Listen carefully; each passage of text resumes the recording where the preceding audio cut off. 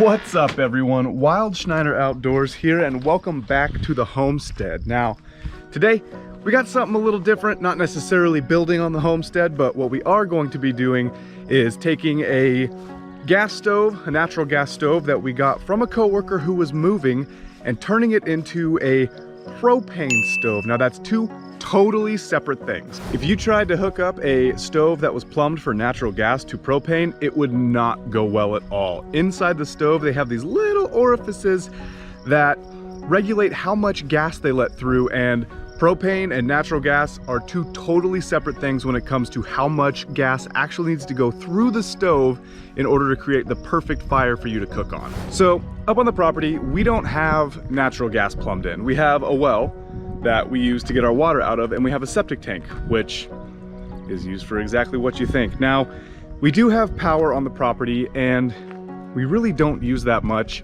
But when the house comes in, what we're gonna be doing is building the house so that way we can operate off-grid. So we'll have solar panels, batteries, you name it. Everything we need to be off-grid. And then we will have the grid as a backup. Kind of backwards, I know, but in my county, you can't be 100% off-grid, so we have to have some sort of grid tie. Anyways, long story short, with being off-grid, electric resistant stoves, or pretty much any electrical stove that you have, uses a ton of power. So we are going to take this stove that we got from my coworker, and we are going to change it from natural gas to propane, so that way when we build our house, we will have lines plumbed in to run off of propane.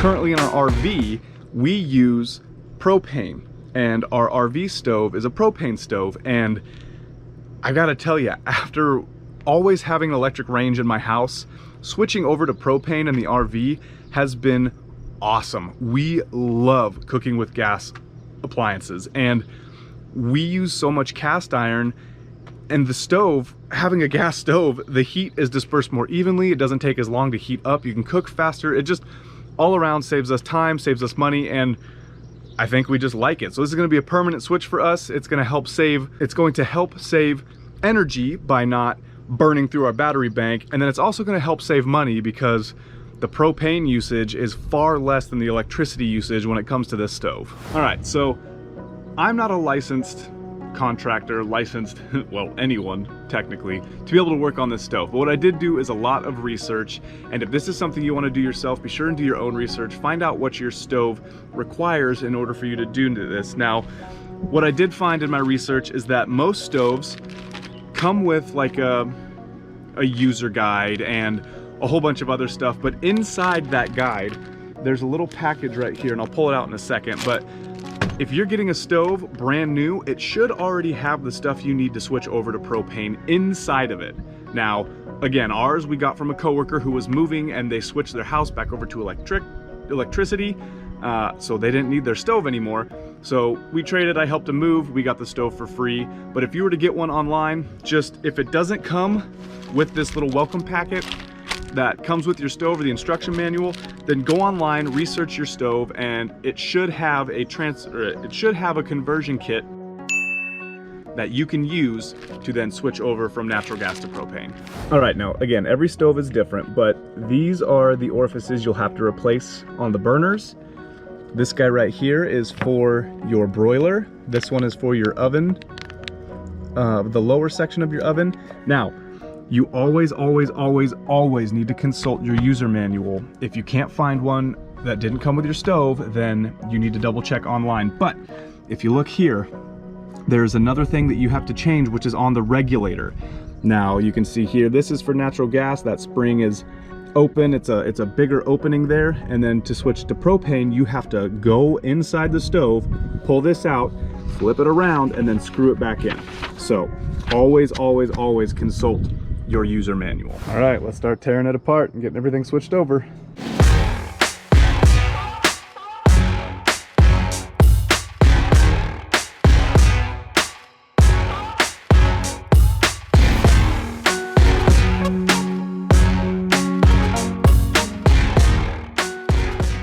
so not sure if you can see it, but right down in there, in every single one of these burners, is that orifice. Now these orifices, I don't know.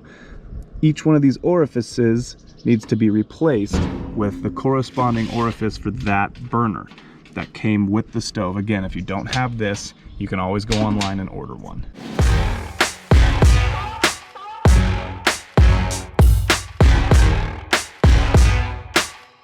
All right, so we got all those orifices now swapped out with the propane ones.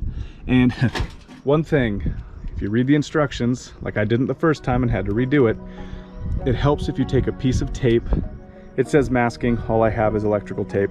You take a piece of tape and you cut a slit in the front, so that way when you put this over the orifice and you pull it out, it won't fall into the oven, it'll be stuck in here. So definitely do that. All right, so in the oven, you've got this, which is like your heat disperser. There are 2 screws back here you got to take off to access the orifice underneath. And then for the broiler, right here, you got to take this assembly, the broiler burner, the broiler flame spreader off, so you can access that and then swap them out. So let's do that.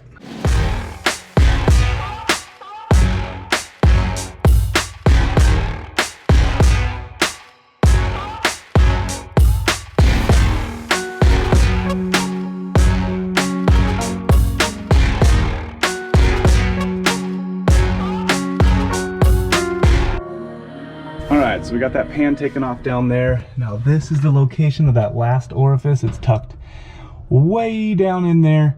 And this is where you really want to have that tape on there, or else if you drop that, it's gone forever into the abyss. All right, the very last thing you got to do is on your regulator, which is underneath the main oven part. Right here, it's got this little cap on it. You got to remove that and then flip it around so that way it pushes in that spring. Let's pull that off. Okay, so this is what it looks like. I don't think this will focus, but right here, there's arrows that point this way that say NG, that's natural gas. So what we're gonna have to do is flip this around so that way this pointy side right here will be able to go, this will go in just like it was before, but backwards, and then this will depress that spring, which will restrict the flow inside that regulator and not let as much gas when you're using propane to go through, versus this way when that spring is fully open and letting much more gas to go in. So we'll flip this plastic around, get this reinstalled, and that's the final step.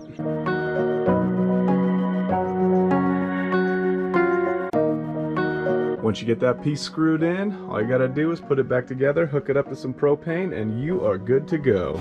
I appreciate what you guys are doing here watching these videos, and I hope that you at least are learning something, as I'm learning something new every single day when I'm doing this. So thanks a bunch, I appreciate it, and as always, stay wild.